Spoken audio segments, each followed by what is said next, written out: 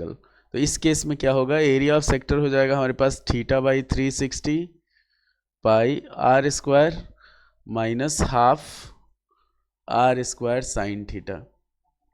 ये चीज़ हो जाता है हमारे पास। इतना ध्यान रखिएगा कि theta by 360 pi are square minus half are square sine theta.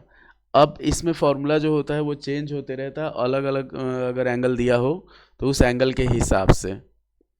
मान लीजिए हमारे पास थीटा दे दिया कि इफ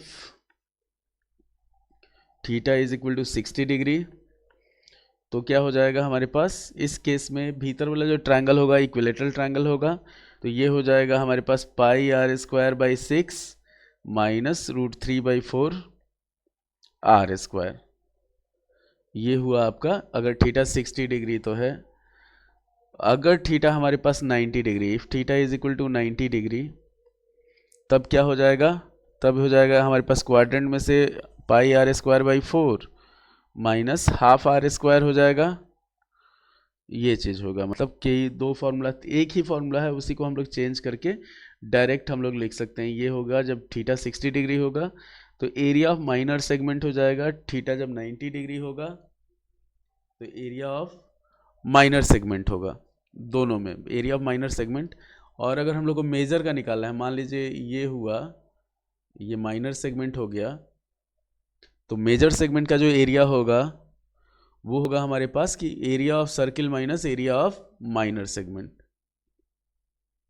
तो हमेशा क्या करेंगे, अगर मेजर सेगमेंट हम लोग को निकालना है, मेजर सेगमेंट का एरिया, तो उस केस में हो जाएगा हमारे पास कि pi are square minus area of minor segment, area of minor segment. इतना ध्यान रखिएगा।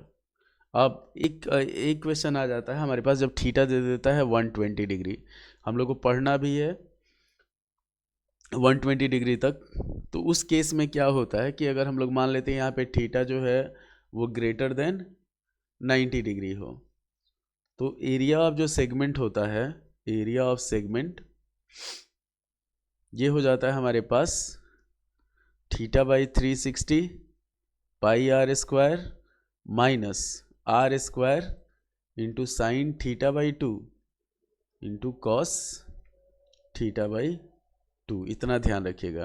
तो ये हो गया हमारे पास, अगर थीटा का वैल्यू 1 मतलब 90 से ज़्यादा दे दे, 90 डिग्री से, तो उस केस में हम लोग अगर सेगमेंट निकालेंगे तो उसका एरिया कैसे हो।